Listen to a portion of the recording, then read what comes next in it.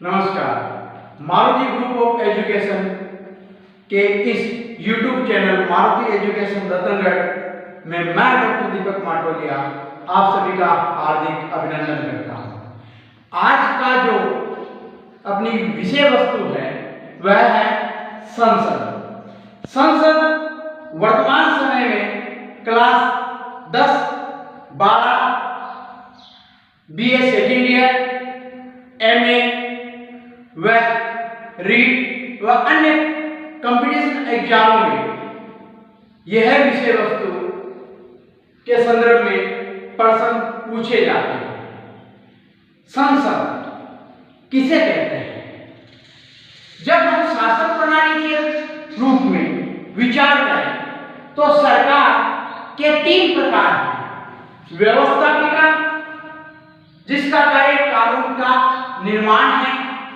कार्यपालिका, जिसका कार्य कानूनों का क्रियान्वयन है। व न्यायपालिका, जिसका कार्य न्याय व्यवस्था की स्थापना करना है, कानूनों का उल्लंघन करने वालों को दंड प्रदान करना है। तो जब व्यवस्थापिका की बात करें तो प्रत्येक देश में कानूनों के निर्माण के संदर्भ में एक सभा की स्थापना की जाती है, उसे संसद कहते हैं।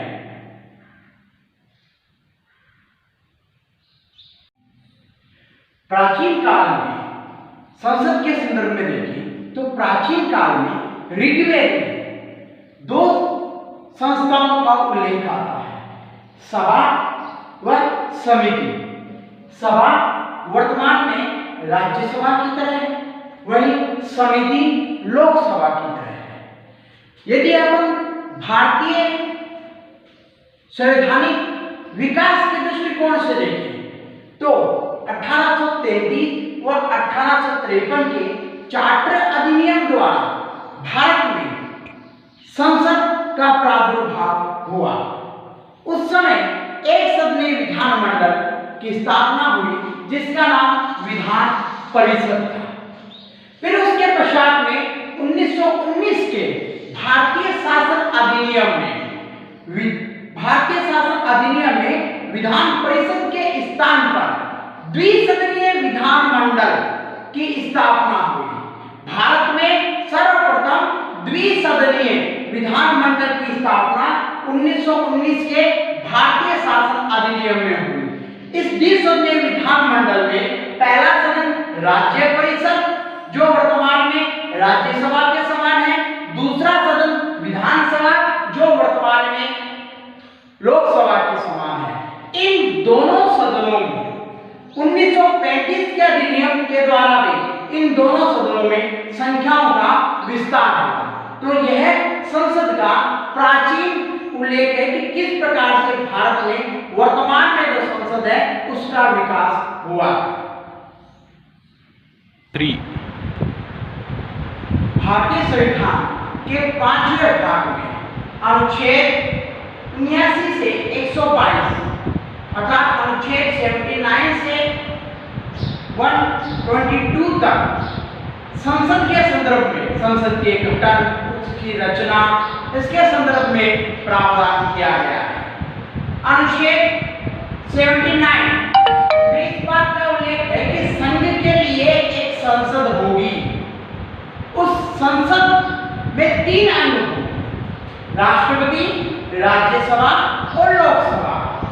तो भारतीय संसद के 3 अंग हैं, राष्ट्रपति, राज्यसभा व लोकसभा। राष्ट्रपति भी संसद का अभिन्न अंग है, क्योंकि संसद का महत्वपूर्ण कार्य होता है विधायी कार्य, कानूनों का निर्माण करना। और कानूनों का निर्माण का कार्य जब तक संपन्न नहीं होता जब तक कि राष्ट्रपति के हस्ताक्षर नहीं हो जाते।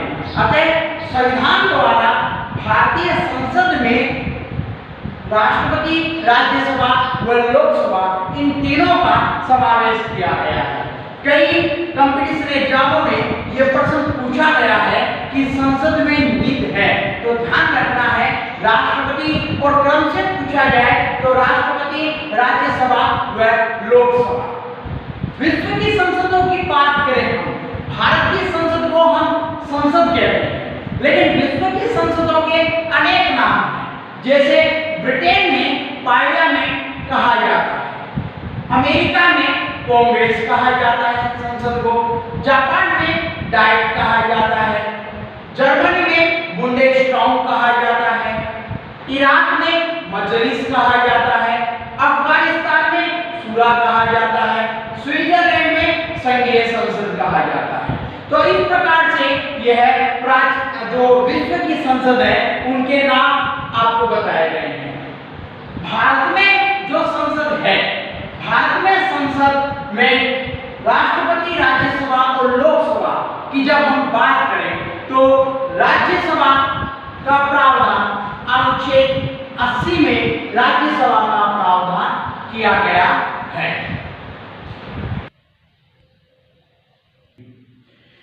राज्यसभा संविधान के अनुच्छेद 80 में राज्यसभा के संदर्भ में प्रावधान किया गया है।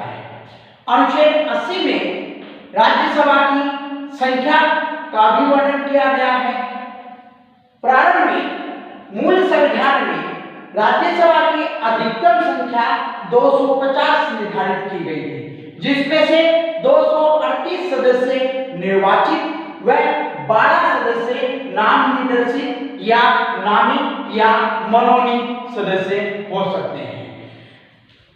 प्रारंभ में जब राज्यसभा बनी उसके पश्चात में राज्यसभा की संख्या 245 हुई, अर्थात संविधान के द्वारा 200 अधिकतम संख्या 250 निर्धारित की गई, लेकिन वर्तमान समय में राज्यसभा की सदस्य संख्या 245 है।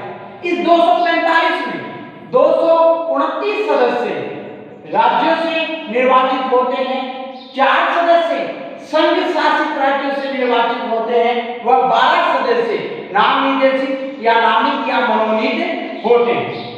लेकिन अगस्त 2019 में जम्मू कश्मीर राज्य को भारत में संघ शासित राज्यों में समावेश करने के पश्चात में वर्तमान समय में यद्यपि राज्यसभा की सदस्य संख्या 245 ही है, लेकिन 225 सदस्य राज्यों से, 8 सदस्य संघ राज्य क्षेत्रों से, जिसमें दिल्ली से 3, पुडुचेरी से 1 व जम्मू व कश्मीर से 4 सदस्य संख्या निर्धारित हुई है।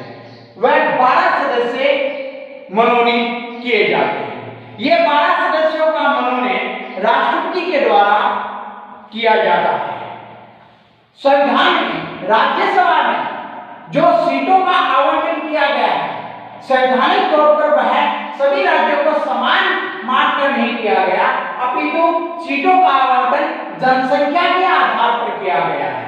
सीटों का आवंटन के संदर्भ में संविधान की 4थी अनुसूची में राज्यों व संघ राज्यों के सीटों का आवंटन किया गया है।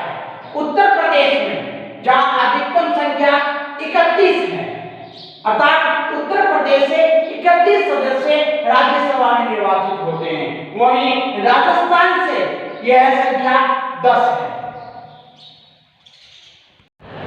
राज्यसभा के निर्वाचन की बात करते हैं। राज्यसभा का निर्वाचन आनुपातिक प्रतिनिधित्व की एकल संक्रमणीय मत पद्धति द्वारा होता है, अर्थात राज्यसभा में आनुपातिक प्रतिनिधित्व की एकल संक्रमणीय मत पद्धति के द्वारा राज्यसभा का निर्वाचन किया जाता है। राज्यसभा के निर्वाचक मंडल में अर्थात राज्यसभा के सदस्यों को चुनने हेतु कौन मतदान करता है? तो विधानसभा के निर्वाचित सदस्य। विधानसभा में 2 प्रकार के सदस्य होते हैं, एक निर्वाचित और एक मनोनीत। तो राज्यसभा के निर्वाचन में विधानसभा के निर्वाचित सदस्य मतदान में हिस्सा लेते हैं। तो इस प्रकार से हम ये कह सकते हैं कि राज्यसभा का निर्वाचन अप्रत्यक्ष निर्वाचन है, अर्थात जनता प्रत्यक्ष रूप से निर्वाचन प्रणाली में हिस्सेदारी नहीं करती, अपितु अप्रत्यक्ष रूप से जनता है वह जनता चुनती है विधानसभा के सदस्यों को और विधानसभा के सदस्य चुनते हैं राज्यसभा के सदस्यों को। तो अर्थात राज्यसभा का निर्वाचन अप्रत्यक्ष निर्वाचन है। अब राज्यसभा में 12 ऐसे सदस्य हैं जिन्हें नाम निर्देशित मनोनीत या नामित किया जाता है। यह राष्ट्रपति द्वारा किया जाता है, अर्थात इनको मनोनीत करने का कार्य राष्ट्रपति करता है। यह प्रेरणा आयरलैंड के संविधान से ली गई है, अर्थात राज्यसभा में नाम निर्देशित करने की प्रेरणा आयरलैंड के संविधान से ली गई है। राज्यसभा में जो सदस्यों को नाम निर्देशित किया जाता है उनमें साहित्य, विज्ञान, कला और समाज सेवा, इनमें व्यवहारिक व सैद्धांतिक अनुभव रखने वाले विशेष व्यक्तियों को राज्यसभा में नाम निर्देशित किया जाता है। यह प्रणाली इसलिए अपनाई गई ताकि भारतीय संविधान में जो राज्यसभा है उसमें बुद्धिजीवी वर्ग का प्रभुत्व स्थापित करने का प्रयास किया गया है। ध्यान में रखना है जो क्रम है वह यह है साहित्य, विज्ञान, कला और समाज सेवा। कई बार परीक्षाओं में यह क्रम भी पूछा जा सकता है, तो ध्यान रखना है साहित्य, विज्ञान, कला और समाज सेवा में व्यवहारिक व सैद्धांतिक अनुभव रखने वाले व्यक्तियों को राष्ट्रपति के द्वारा राज्यसभा में नाम निर्देशित किया जाता है। यह प्रावधान संविधान के अनुच्छेद 80(3) में नहीं है।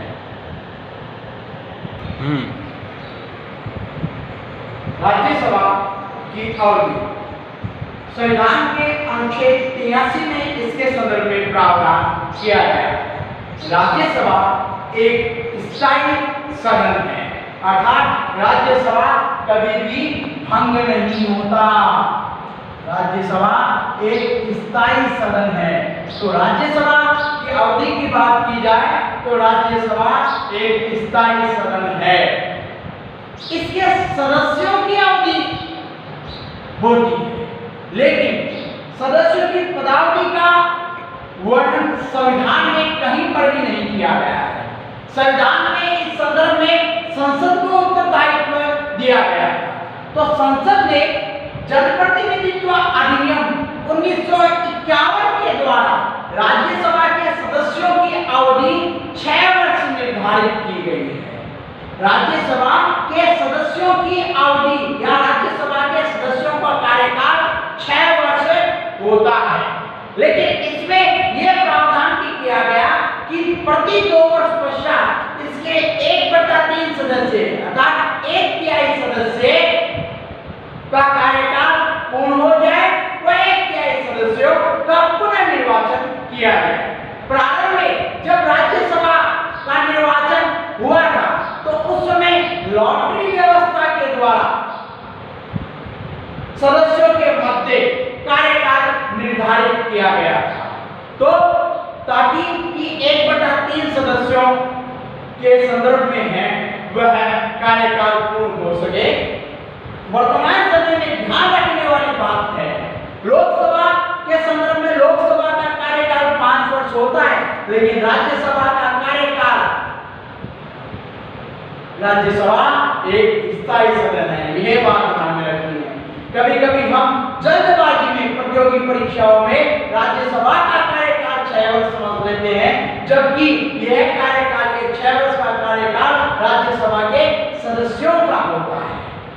अब बात करते हैं राज्यसभा की सदस्यता के संदर्भ में कि सदस्यों के लिए कौन कौन सी योग्यताएं होनी आवश्यक है। नंबर 1, वह भारत का नागरिक होना चाहिए। ये अत्यंत आवश्यक है कि भारत का नागरिक होना चाहिए। निर्वाचन आयोग द्वारा अधिकृत व्यक्ति के समक्ष शपथ लेनी होगी। उस शपथ में संविधान के प्रति आस्था व निष्ठा तथा देश की संप्रभुता व अखंडता की रक्षा की शपथ लेनी होती है निर्वाचन आयोग द्वारा अधिकृत व्यक्ति के समक्ष। तीसरी बात कि राज्यसभा के सदस्यों के लिए न्यूनतम आयु 30 वर्ष, वहीं लोकसभा के सदस्यों के लिए न्यूनतम आयु 25 वर्ष निर्धारित की गई है संविधान के द्वारा। ध्यान रखना है राज्यसभा के सदस्यों के लिए 30 वर्ष की आयु होना आवश्यक है, वहीं लोकसभा के सदस्यों के लिए 25 वर्ष की आयु होना आवश्यक है। इसके अलावा अन्य योग्यताएं जो संसद द्वारा मांगी गई वह भी संसद समय समय पर है आवश्यकता अनुसार इन योग्यताओं में परिवर्तन करती रहती है।